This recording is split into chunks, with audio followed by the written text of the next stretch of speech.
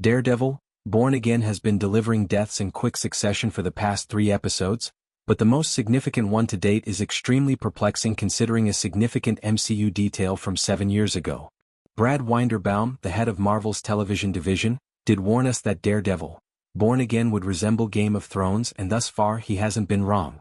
Daredevil, Born Again Episode 3 concludes with the swift and brutal execution of the endearingly noble White Tiger, blatantly mirroring the classic Game of Thrones trope of killing off fan-favorite characters.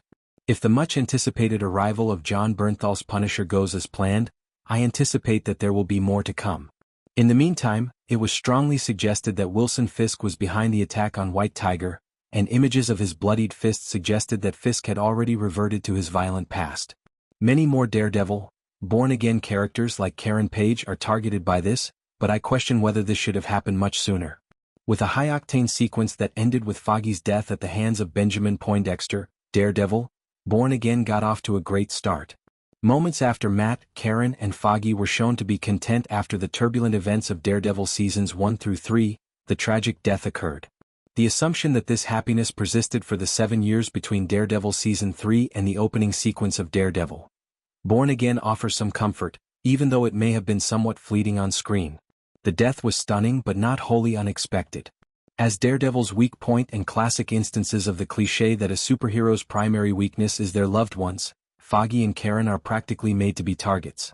The longevity of Matt's 2 best friends is a mystery, to be brutally honest. Foggy Nelson is intentionally in danger all the time, just like in Marvel Comics, and this is a good thing.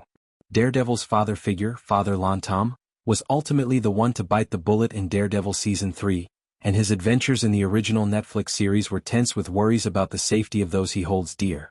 But instead of following a tried-and-true formula, Daredevil, Born Again kills off Matt's best friend right away, foregoing the development of tension over the course of a season. Viewers can now observe the consequences as Daredevil eventually loses it and crosses a line in retaliation before giving up his vigilantism. Foggy's absence will undoubtedly have disastrous effects when Daredevil returns.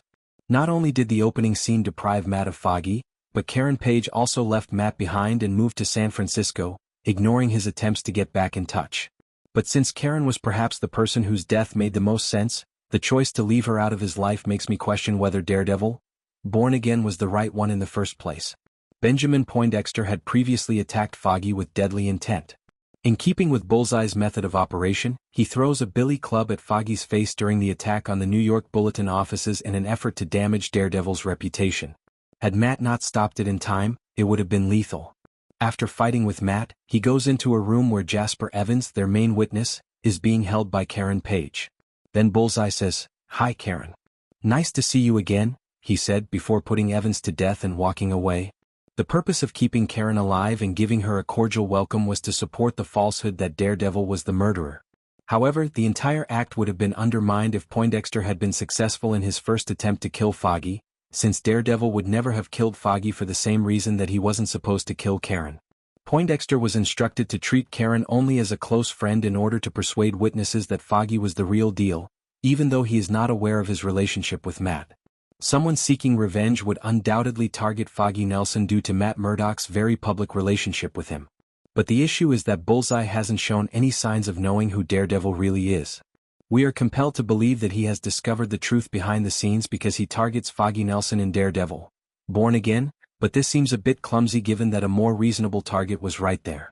As demonstrated in Daredevil, Born Again, Bullseye already had a relationship with Karen when he approached her and said, "Hello Karen," again before Daredevil stepped in. The fact that his initial goal was to recognize and spare her following his outburst negates any knowledge of Daredevil's true identity. If Bullseye's goal was to exact revenge on Daredevil, it would have made more sense for him to target Karen because Daredevil Born Again is a direct continuation of the original series. Rather, the mystery of how Bullseye would know to target Foggy has emerged in Daredevil, Born Again. Because Bullseye would have the same amount of animosity toward his former employer as he does toward Daredevil, and because it would be too uncharacteristic for Fisk to break his word to Daredevil in Season 3 of Daredevil, we can reasonably rule out that it was a hit that Fisk planned. I'm not saying that this mystery is poorly written, quite the contrary, but the show hardly even acknowledges it. Hopefully, this indicates that Poindexter will return and that his choice to specifically target Foggy will be revealed in the future. This should also clarify why Poindexter chose to target Daredevil rather than Kingpin in the first episode of Daredevil.